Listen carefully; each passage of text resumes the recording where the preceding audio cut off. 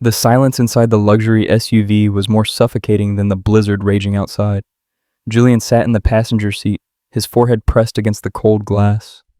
Outside, the Colorado landscape was a blur of aggressive white and jagged gray rock.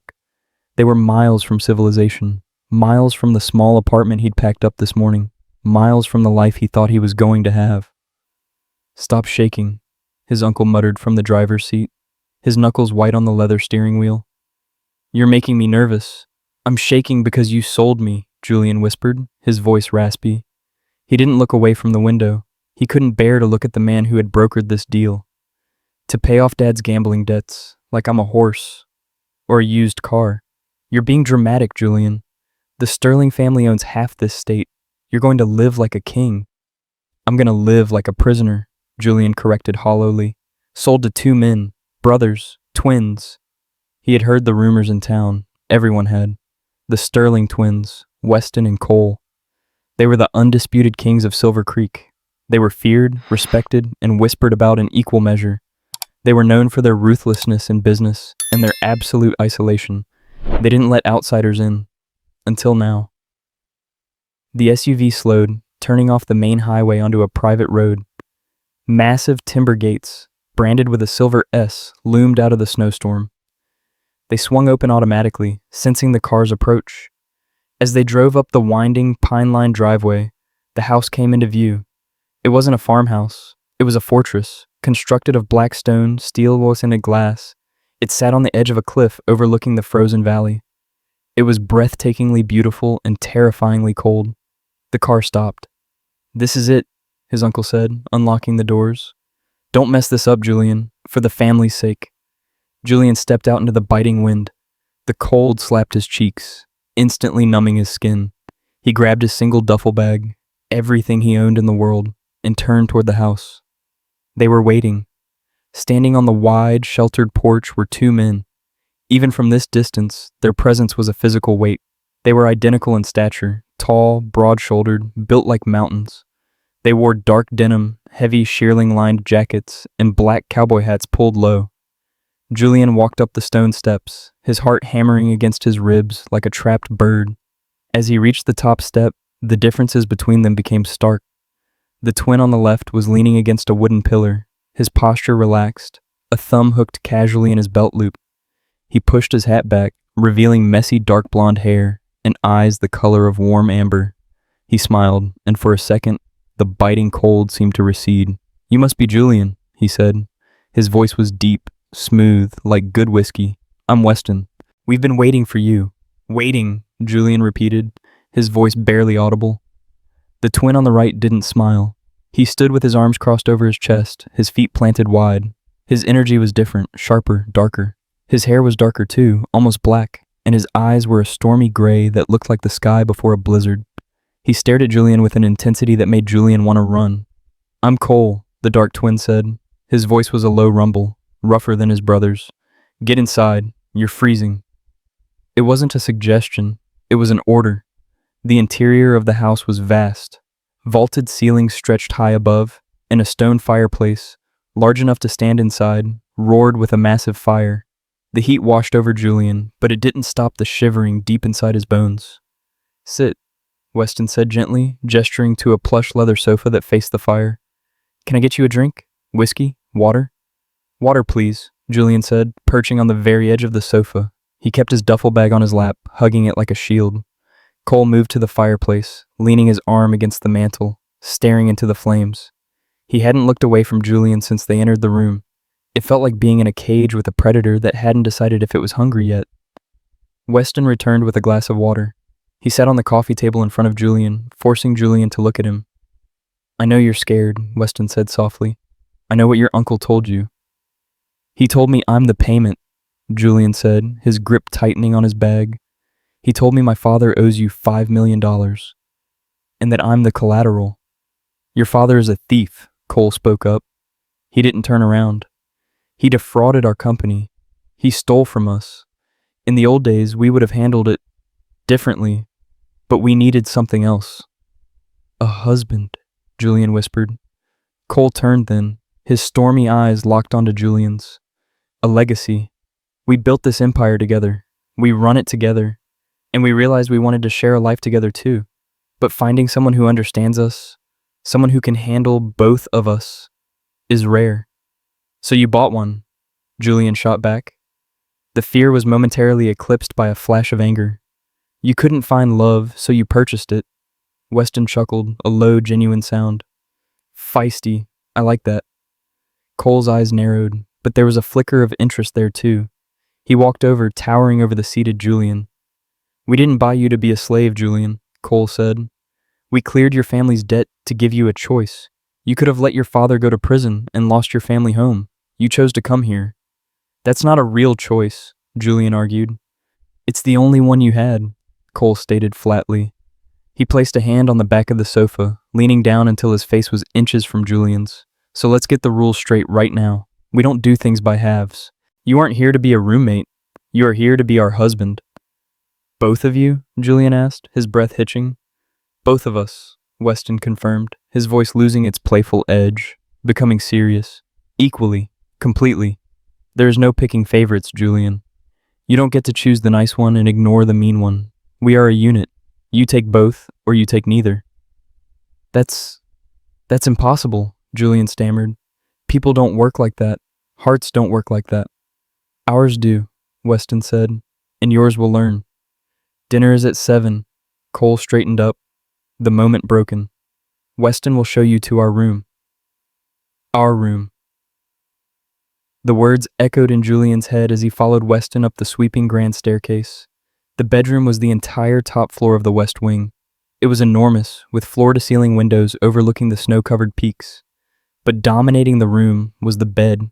It was custom-made, massive, draped in heavy furs and gray silk. The bathroom is through there, Weston pointed. You'll find clothes in the closet, your size, we guessed. Julian went into the bathroom, locking the door with trembling hands. He showered, trying to scrub the feeling of being sold off his skin. He found silk pajamas in a drawer, emerald green, soft as water. They fit perfectly. Of course they did. When he finally worked up the courage to exit the bathroom, the lights in the bedroom were dimmed. Both men were already in bed. They were shirtless. The sight made Julian stop in the doorway. They were sculpted from granite and gold, broad shoulders, defined abs, scars that spoke of hard labor and ranch work. Come here, Julian, Weston said. His voice was gentle, welcoming. He patted the empty space in the middle of the mattress. Julian walked forward on legs that felt like lead. He climbed onto the bed, staying as close to the edge as possible. Middle, Cole grunted, not looking up from the book he was reading. Julian swallowed hard and scooted to the center. He lay down, pulling the duvet up to his chin, staring at the ceiling, his body rigid with tension. He expected hands. He expected demands. He expected them to claim what they had paid for. Instead, the light clicked off. Relax, Weston whispered from his left. An arm, heavy and warm, draped over Julian's waist, pulling him back until his back was pressed against Weston's solid chest. We aren't going to touch you like that. Not until you want us to. We aren't monsters, Julian. You bought a person, Julian whispered into the dark. That's pretty close. Sleep. Cole's voice came from his right. Then, Julian felt it. Cole didn't cuddle.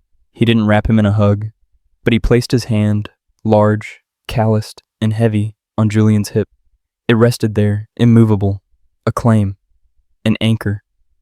Trapped between Weston's radiating heat and Cole's grounding weight, Julian realized something terrifying. He felt safe, for the first time in months. The crushing anxiety of his father's debt was gone. The fear of the future was gone. He was surrounded by walls of muscle and strength.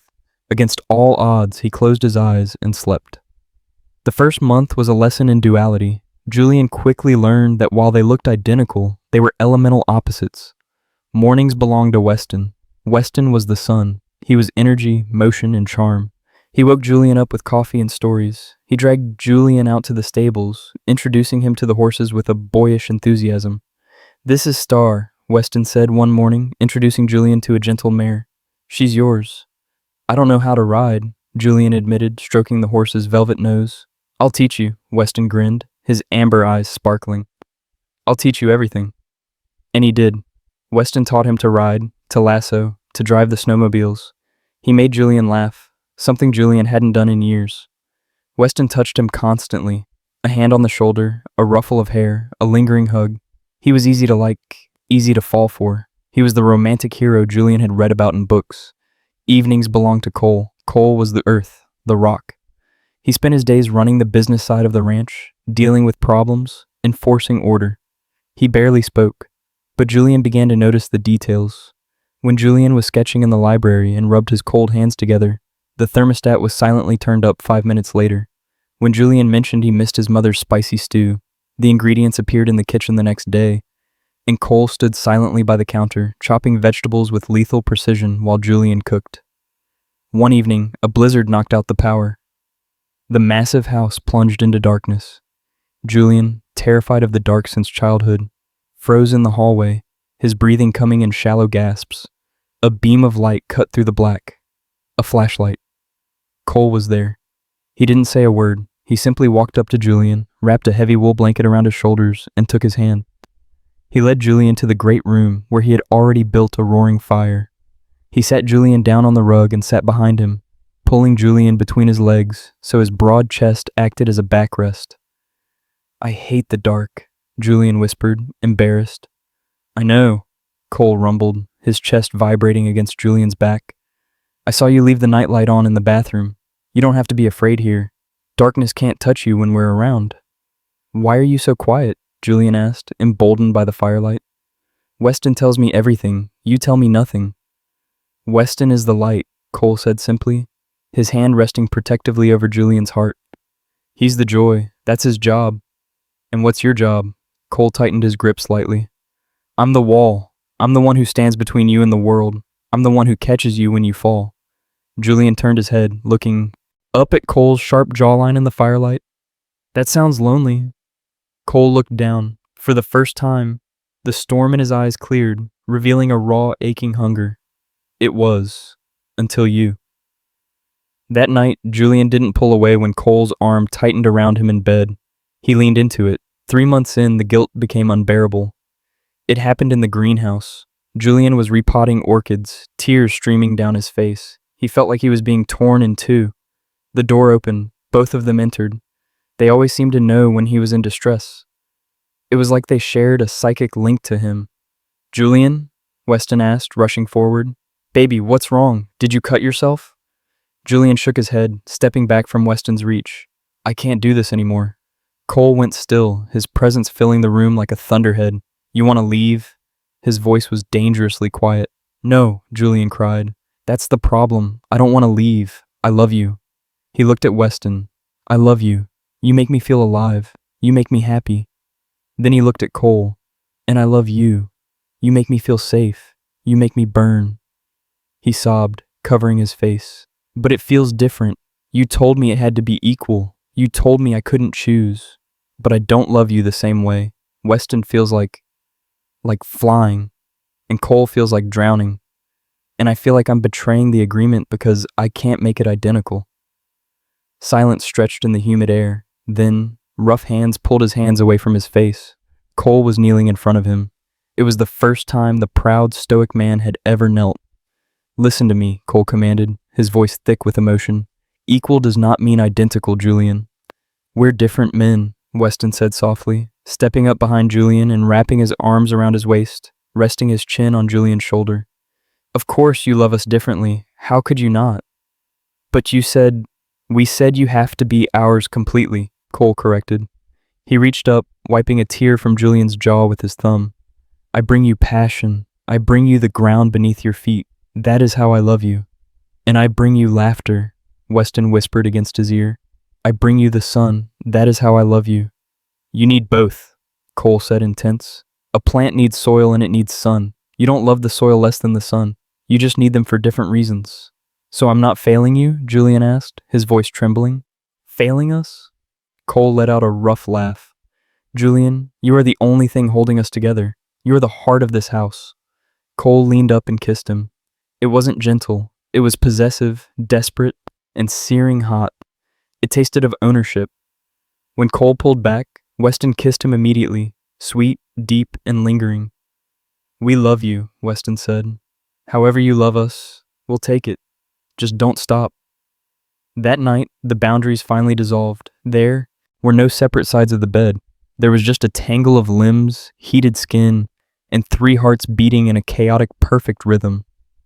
Julian realized he hadn't been divided. He had been multiplied. Happiness, Julian learned, makes you a target. 6 months after his arrival, the snow began to melt, revealing the green valley below. But with the spring came the wolves. The Blackwood family had been rivals of the Sterlings for 3 generations. They wanted the water rights to the creek that ran through Sterling land. Cole had refused their offer 3 times. Julian was driving back from the town of Silver Creek alone, a rare indulgence of independence he had begged for. He wanted to buy paints for a surprise portrait of the twins. He was 5 miles from the ranch gate when a black van rammed his bumper. The world spun, metal screamed. Julian's truck skidded off the icy road, slamming into a snowbank. Glass shattered. Before Julian could regain his senses, the door was ripped open. Hands grabbed him. A needle pierced his neck. Darkness. He woke up zip-tied to a wooden chair in a derelict hunting cabin. It smelled of mold and old cigarettes. "Pretty thing, isn't he?" a voice sneered. Julian blinked his eyes open. 3 men stood around him. In the center was Marcus Blackwood, the heir to the rival ranch. He was holding Julian's phone. "The Sterling twins are untouchable," Blackwood said, pacing the floor. "They have money, they have politicians, they have power. But everyone has a weak spot. We just didn't know theirs until you showed up." "They'll kill you," Julian rasped, his head throbbing. "If you touch me, they will kill you." "They'll sign the water rights over," Blackwood laughed. "That's what they'll do. I just sent them a picture of you. You look very distressed." Julian closed his eyes. He didn't pray for rescue. He didn't pray for mercy. He prayed for his husband's. Because Blackwood was wrong. He hadn't just angered 2 businessmen. He had woken up monsters. "Boss," one of the goons shouted from the window. "Vehicle approaching, fast." "Just one?" Blackwood asked. "Yeah, big black truck. It's not stopping at the gate." A crash echoed outside as the truck smashed through the wooden fence. "Get the gun!" Blackwood screamed. The front door of the cabin didn't open. It exploded. Julian flinched as wood splinters rained down. Through the dust and debris, a figure emerged. It was Weston. But not the smiling, sunny Weston Julian knew. This man held a hunting rifle with practiced ease, his face a mask of cold, calculated fury. "Drop it," Weston shouted, firing a warning shot that shattered a whiskey bottle inches from Blackwood's head. 2 of the goons rushed Weston. He moved with a lethal grace, using the rifle butt to crack one jaw before sweeping the legs of the other. "Shoot the boy," Blackwood screamed at the 3rd man, pointing at Julian. The 3rd man raised his pistol towards him. Julian. Crash. The side window shattered inward. Cole Sterling came through the glass like a demon rising from hell. He didn't have a gun. He had a crowbar and a rage that terrified Julian to his core. Cole tackled the gunman, slamming him into the wall with bone-breaking force. The man crumpled instantly. Blackwood scrambled back, raising his hands. "Wait, we can talk. It's just business." Cole turned. His face was bloodied from the glass, his eyes wild, his chest heaving. He looked at Julian, tied up, bruised, terrified. Then he looked at Blackwood. "Business?" Cole roared. He stalked forward. "You took my husband." Weston stepped in, putting a hand on Cole's chest, stopping him inches from Blackwood. "Cole, stop." "He touched him," Cole snarled, straining against his brother. "If you kill him, you go to jail," Weston said calmly, though his eyes were dead cold. "And then who protects Julian?" Cole froze. The logic pierced through the red haze of his rage. He took a shuddering breath and stepped back. Weston turned to Blackwood, who was trembling. "The police are 2 minutes out. We sent them the GPS. You're going away for kidnapping, Marcus. For a long, long time." Cole didn't wait. He dropped the crowbar and sprinted to Julian, pulling a knife from his boot to slice the zip ties. "Julian!" Cole gasped, his hands checking Julian's face, his arms, his ribs. "Did they hurt you? Look at me. Did they touch you?" "I'm okay," Julian sobbed, collapsing forward into Cole's chest. "I knew you'd come. I knew it." Weston joined them, wrapping his arms around both of them, burying his face in Julian's hair. The 3 of them sank to the dusty floor of the cabin, a tangle of relief and adrenaline. "I thought I lost you," Weston whispered, his voice cracking. "I thought my heart stopped beating." "We're ending this," Cole said into Julian's neck. his voice vibrating with a dark promise. No one touches you again, ever. I will burn this state to the ground before I let anyone take you. 2 years later. The summer sun was warm over the valley of Silver Creek. The snow was gone, replaced by wildflowers and tall green grass. Julian stood on the wide back porch, leaning against the railing, a mug of tea in his hand. He was watching the chaos in the garden below. 2 toddlers, fraternal twins, adopted 6 months ago, were waddling through the grass with reckless abandon. "Leo, Sam, don't eat the dirt," Weston shouted, chasing after them, laughing as he scooped Leo up and tossed him into the air. The sound of the child's giggle drifted up on the breeze. Strong arms wrapped around Julian's waist from behind. A chin rested heavily on his shoulder. "They're exhausting," Cole rumbled, though his tone was thick with contentment. "They're happy," Julian smiled, leaning back into Cole's solid warmth. "Just like us." "Are you?" Cole kissed the sensitive spot behind Julian's ear. "Happy?" Julian turned in, his arms. He looked at Cole, the man who grounded him, the man who protected him with a ferocity that still took his breath away. Then he looked down at the garden, where Weston, the man who brought him joy every single day, was currently letting baby Sam wear his expensive cowboy hat. "I was terrified that day in the truck," Julian admitted softly. "I thought my life was over." "And now?" "Now," Julian said, reaching out to take Cole's hand. "I realized it was just beginning." Weston looked up from the grass, shielding his eyes from the sun. He saw them on the porch and smiled, that bright, blinding smile that Julian loved so much. He waved, gesturing for them to come down. "Come on," Cole said, interlacing their fingers. "Our family's waiting." Julian looked at the 2 men who owned his soul. The sun and the moon, the light and the dark. "I was sold to you," Julian whispered, squeezing Cole's hand. "But somewhere along the way, I gave myself to you. Freely." "You're our home, Julian," Cole said, kissing his forehead. "You always were. We just had to wait for you to get here."